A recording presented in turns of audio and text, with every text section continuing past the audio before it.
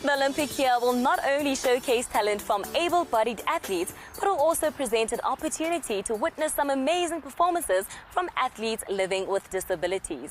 As Paralympians gear up for the Paralympic Games, powerlifting sensation Ricardo Fitzpatrick will hope to be amongst the stars. Ricardo Fitzpatrick's dream of joining a number of powerlifters from 20 different countries at the first of 3 Rio 2016 Paralympic Game qualifiers recently became a reality, opening the door to even greater achievements for the hungry athlete. Let's trace his athletic journey to this moment. I attended the school, Elizabeth Conradi School for the physically disabled, and the school had variety sporting codes, where powerlifting was one of the sport codes. So among the sports that I did was powerlifting, swimming, table tennis, and track and field events, and wheelchair basketball as well. So when I finished with school, I didn't have time to do all the other activities. So the local gym was the only place that I could go to, where I continued with powerlifting up until now. In a professional career spanning a period of 15 years, the endowed lifter has performed in a number of both disabled and able-bodied competitions. As we speak, he's the current reigning champion in the under 80 kg weight category. Disabled powerlifting, it was basically taken from able-bodied powerlifting, but with able-bodied powerlifting, you get 3 disciplines.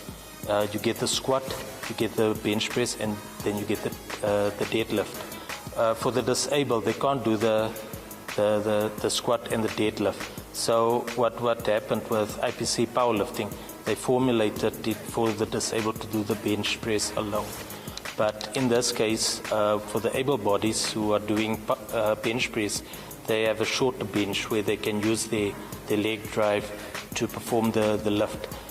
Disabled, they have a longer bench where both your feet are strapped on the bench, so which means you totally have to require using your upper body, and that's the difference between able-body powerlifting and disabled powerlifting. On the road to achieving international success and maintaining that success, there's possibly nothing as essential as a solid support structure to keep one focused, motivated and inspired. What form does support take for Ricardo? Basically, my support base, it's my family, my friends, my training partner.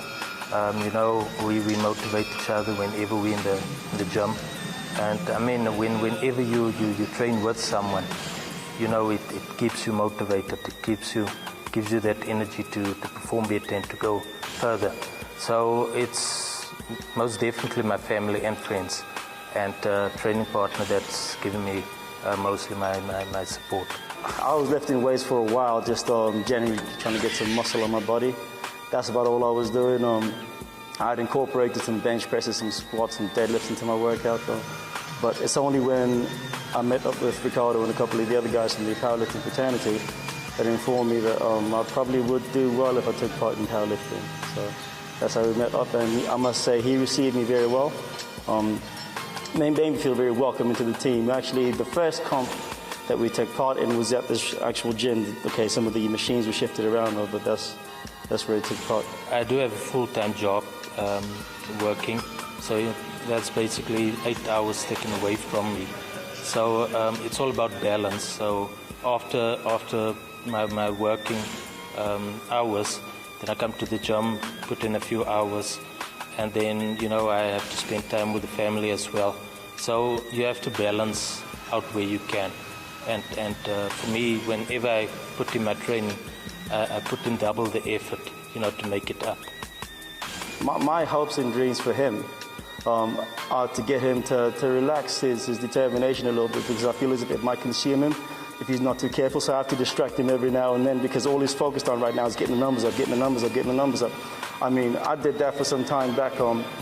I was almost to the point where I was obsessed about getting my numbers up, and I kept getting injured. I got spinal issues, I broke fingers in the gym, I've hurt myself in the gym, so I know what that can do to you. So it's just about relaxing him now, just getting him to be as happy as possible, just to be as relaxed as possible, really. You don't you want a guy who's going into a show being nervous and being scared and being not in tip-top shape when he's supposed to be. Ricardo recently declared to be in the greatest shape of his entire life, but as close as the Rio Paralympics are, there's still a long way to qualifying. To maintain his form, intense training has become the lifter's daily bread. I am preparing very, very hard now for 3 upcoming Paralympic powerlifting qualifiers for the 2016 Rio Paralympic Games. So I'm preparing hard and try to get the best rankings to make the team for the SA team in Rio 2016. The number one thing is to not get injured. You should not get injured right now. So what we've done is we've reduced the weight on the bench presses. Normally he'd push up to 180 kilograms raw, and that's a lot of weight bearing in mind he's not that much of a heavy guy. So we've had to cut those heavy weights out for a bit, reduce the weight a little bit, just to get some blood flow around and allow his joints to heal up for the big show. For 2016, my dream is to qualify for the 2016 Rio Paralympics. From the powerlifting, it's a very interesting sport. Your body, it doesn't, you don't have to be too old. You can still be in your 40s right through. If you still have the strength to go on with the sport, you can still continue. So I'm basically moving up until 2022 at the Durban Commonwealth Games. So that's where I want to end off. We can't help but echo these sentiments, especially where there's talent and a clear drive to succeed.